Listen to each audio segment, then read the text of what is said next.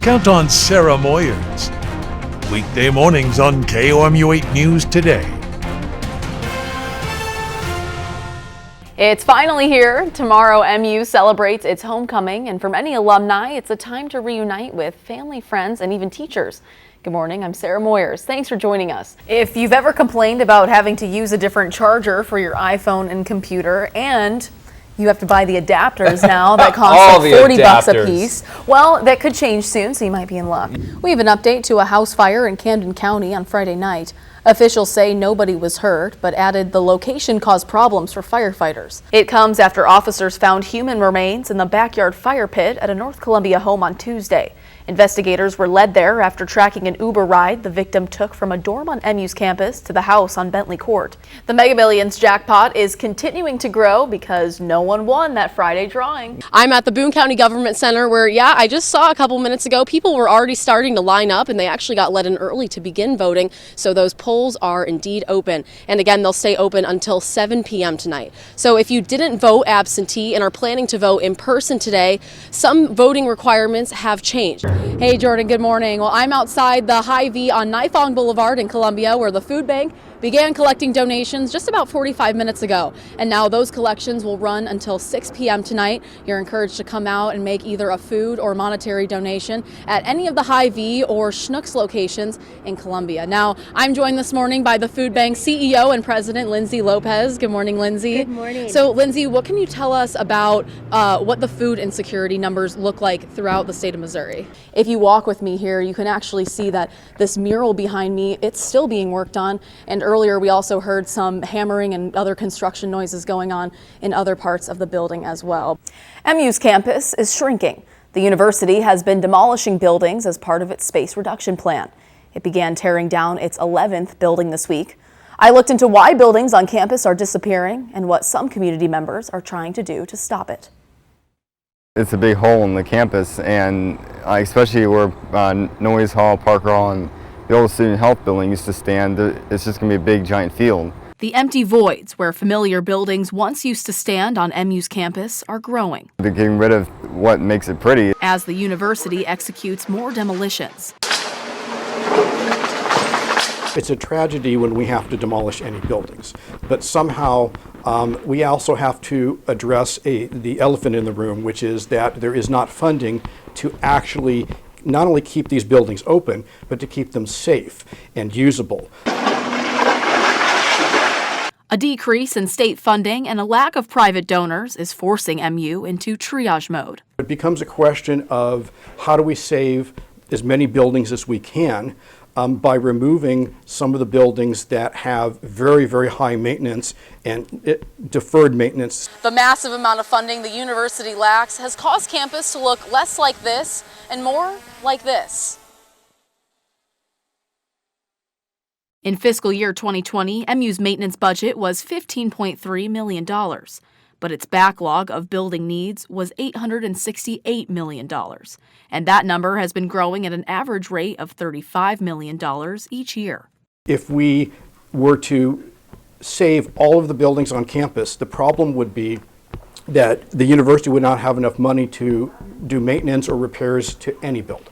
But the state doesn't give MU enough money. I wish that was not the case, but that is the case. In fiscal year 2019, the national average percentage of state budgets allocated to higher education funding was 10.1. In Missouri, it was less than half of that. Without that funding, either through private donations, through the legislature, to other investments at the university, it is impossible to save those buildings. There's also another factor contributing to the demolitions. There are changes in our society. The pandemic. It showed that we can accommodate any need so that departments won't disappear because of building closure. Goldschmidt believes something that could stop the disappearance of buildings is more awareness. We have to acknowledge that the cost to maintain old buildings is worth it. MU sophomore Drew Walters is trying to show the community this by taking photos of the buildings on MU's demolition list and posting them on social media. Most of the ones I've been in that both are on the list and not on the list, they need a lot of work. Say you open your grandma's attic for the first 7 decades, that's what it smells like. But without more funding, We're losing two things. more loss is likely. We're losing both the architectural design of those buildings and the culture associated with it. And MU's buildings have a greater chance of disappearing. MU has paused its space reduction plan for now. A spokesperson for the university says it plans to evaluate the projects it has already completed and review future demolition plans. In one mid-Missouri town, the holidays are a time for history to shine. Its annual Christmas market is just one event that highlights the town's unique heritage. Let's head out to Herman for a look at how people from near and far take part in tradition. We always come here at Christmas. Rooted in Missouri's wine country is a place where Christmas has a unique meaning. Herman is steeped in German tradition. Founded in 1837 by German settlers, Herman is home to European customs that draw visitors from across the country. The German traditions that we have here in Herman, those are still going on in Germany today. At the heart of those traditions, the Christkindl Market at Stonehill Winery. The Christkindl Mart just happens to be one of those aspects that kind of perpetuates the German tradition here. Visitors and vendors buy and sell items, many of which are handmade and have holiday significance. I now actually make spring-early cookie molds. This huge mold we have on the back here actually has carved in it 1654. Cookies are actually a meringue cookie. There's a lot of egg in them and not much butter, so that stiff meringue egg helps keep the imprint. So you get a very detailed cookie. For Letha Meissner, these cookies are more than a holiday treat. It's a family history, a family tradition. It's a beautiful art. A tradition and art she likes to share with others. I like sharing, I like meeting people and hearing their stories. Norma Watland's story spans outside the state. She's been traveling to Herman from Texas. People want to come to Herman.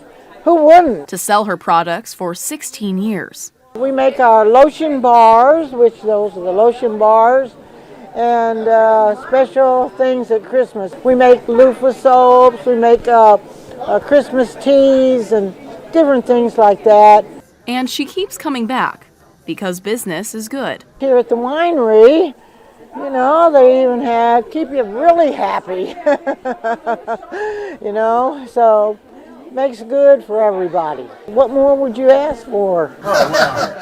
For John Schmieder, the answer is nothing. Look at this. I mean, you walked around all day. It's lovely. Schmieder says attending the market is his tradition. Herman is a happy place for us. One that makes the town a special place. What I love about Herman is everywhere I go, it's a 20-minute conversation. Everywhere you go, it's someone that's a friend. For anyone considering heading to Herman for the holidays, Schmieder has some simple words of encouragement. You'll love it. The ambiance is here, the history that's here, and it's just hard to match anywhere else.